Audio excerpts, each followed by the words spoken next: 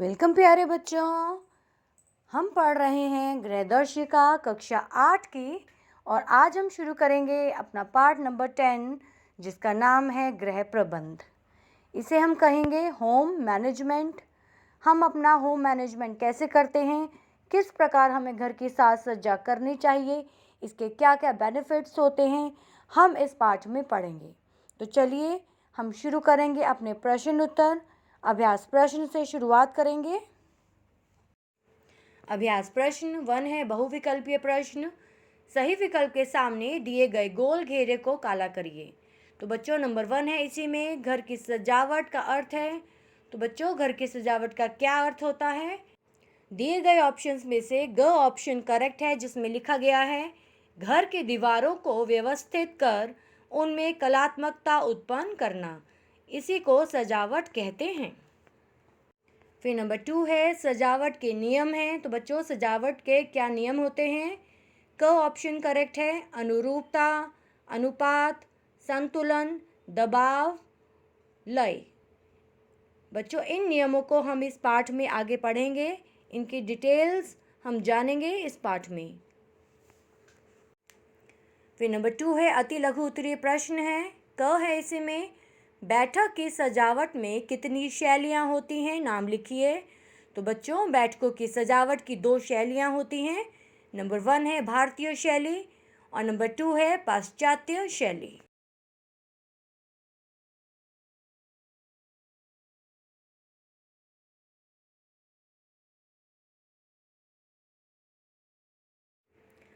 फिर ख है बधाई पत्र किन किन अवसरों पर दिए जाते हैं। आंसर देखेंगे बच्चों। बधाई पत्र जन्मदिन, शादी की सालगिरह, त्योहारों, नए साल आदि पर दिए जाते हैं। चलिए प्रश्न नंबर 3 देखते हैं। लघु उत्तरीय प्रश्न है। क है घर के सजावट से क्या लाभ हैं, किन्हीं 4 बिंदुओं को लिखिए। तो बच्चों घर की सजावट से निम्न लाभ होते हैं।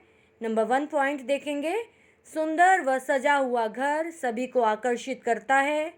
नंबर 2, घर की साज सज्जा में वस्तुओं का एक व्यवस्थित क्रम होने से किसी भी वस्तु को ढूंढने के लिए अनावश्यक श्रम नहीं करना पड़ता। नंबर 3 है सभी वस्तुएं साफ सुथरी व सुंदर ढंग से व्यवस्थित होने के कारण अधिक दिनों तक सुरक्षित रहती हैं। और नंबर 4 है व्यवस्थित व सजे हुए घर में अनेक रोगों से भी बचा जा सकता है।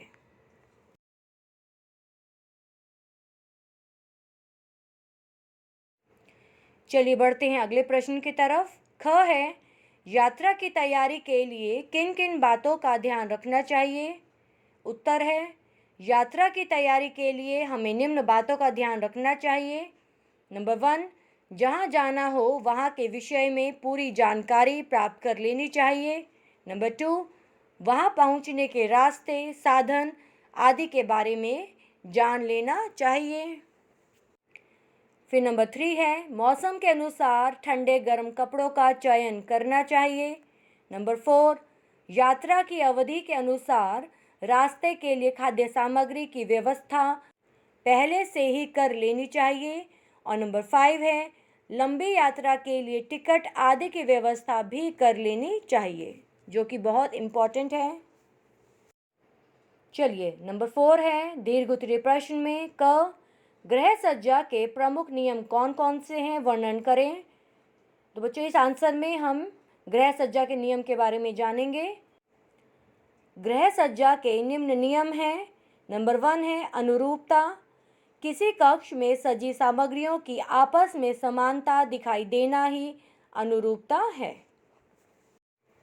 नंबर 2 है अनुपात, घर में सजी वस्तुओं के बीच रंग, बनावट, आकार के आधार पर एक निश्चित अनुपात होना चाहिए।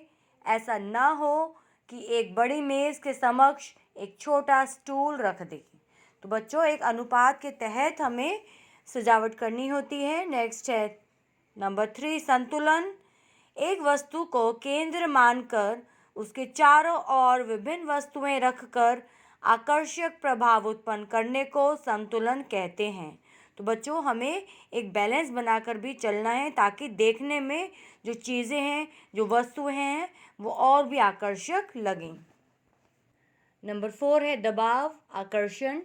इसके अनुसार सबसे अधिक महत्वपूर्ण वस्तु को केंद्र में रखकर उसके चारों ओर कम महत्वपूर्ण वस्तुएं रखी जाती हैं। लास्ट में है 5 लय। प्रकृति की प्रत्येक वस्तु में एक लय या क्रमायोजन होता है। किसी भी चित्र में लय को बिगाड़ दिया जाए तो वह कार्टून बन जाता है। इसी प्रकार घर की साज सज्जा में लय का बिगड़ना फूहड़पन को प्रदर्शित करता है। फिर गृह सज्जा के लिए उपयुक्त साधन क्या हैं?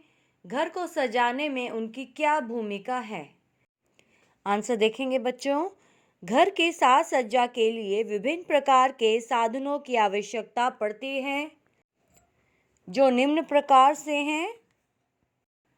नंबर 1 है फर्नीचर। गृह सज्जा का सबसे प्रमुख साधन है फर्नीचर। इसके अंतर्गत मेज, कुर्सी, सोफा, अलमारी, पलंग आदि आते हैं। नंबर 2 है पर्दे।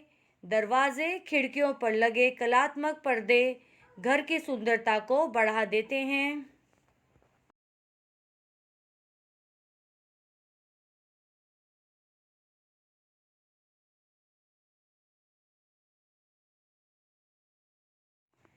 फिर नंबर 3 है कालीन या दरी या चटाई। दरी, कालीन, चटाई का उपयोग कमरे के फर्श की सज्जा के लिए किया जाता है। नंबर 4 पायदान।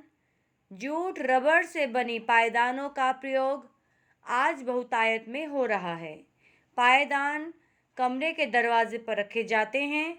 इनके उपयोग से कमरे को गंदगी से बचाने में मदद मिलती है।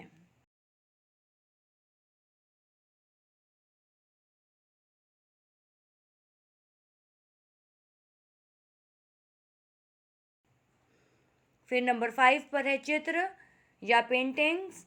दीवारों को सुंदर बनाने के लिए उन पर आकर्षक चित्र या पेंटिंग्स लगाए जाते हैं।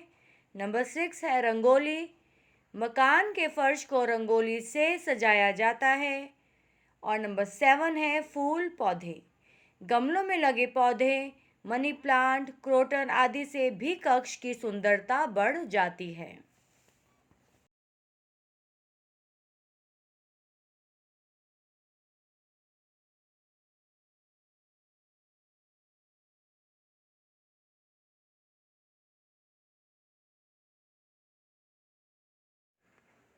और लास्ट है संतुलन, लय एवं दबाव पर टिप्पणी लिखिए।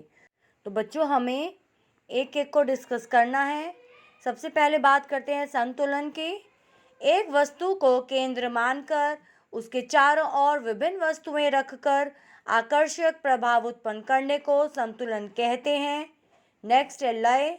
प्रकृति की प्रत्येक वस्तु में एक लय या क्रमायोजन होता है। किसी भी चित्र में लय को बिगाड़ दिया जाए तो वह कार्टून बन जाता है। इसी प्रकार घर की सज्जा में लय का बिगड़ना फूहड़पन को प्रदर्शित करता है। और लास्ट है दबाव अर्थात आकर्षण। इसके अनुसार सबसे अधिक महत्वपूर्ण वस्तु को केंद्र में रखकर उसके चारों ओर कम महत्वपूर्ण वस्तुएं रखी जाती हैं। तो बच्चों ये था संतुलन, लय एवं दबाव की परिभाषा। और इसी के साथ बच्चों ये चैप्टर जिसका नाम है गृह प्रबंध यही कंप्लीट होता है। आपको वीडियो पसंद आए हो तो लाइक, शेयर और सब्सक्राइब ज़रूर करें। थैंक यू बच्चों। Thanks for watching.